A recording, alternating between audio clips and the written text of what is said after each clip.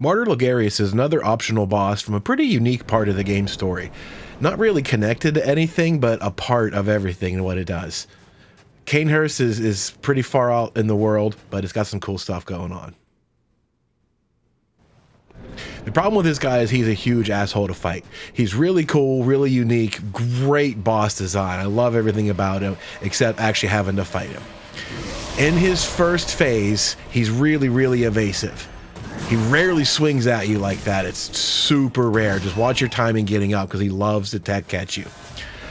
Most of what he does, though, is whenever you get close, he will backdash and swing a skull like that. Every time he backdashes, he fires off a little skull on the left, on his left-hand side, and he can detonate that skull with another swing. Swing and detonate. So as long as you're on your left, you should be okay for most of those, but be warned, he can do one just right in front of your face.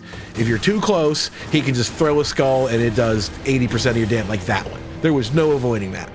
Just at a low level, 80% of your health for nothing. When you're far away, he can shoot that skull field at you, which is really, really hard to dodge unless you get it just right. His other attack, which he usually doesn't do if you're up close, is to plant the staff in the ground, and he summons a big orb that falls down from the sky towards you. When he gets close to phase 2, he'll do what you see there, he'll plant the staff on the ground and start to charge up his aura.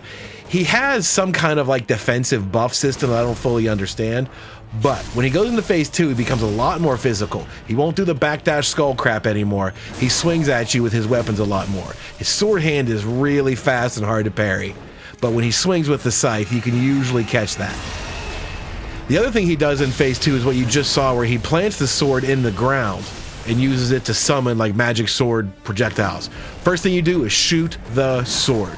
You can just press the R stick to switch your lock on to the sword in the ground, blow up the sword, and you have no problems. Other than that, keep close to him, watch his movements, and just parry that big scythe attack. The other thing he can do is this dive bomb attack that breaks your camera lock, but it's not so bad. Higher levels help. I would definitely come back for this guy later in the game just to make it less of a headache.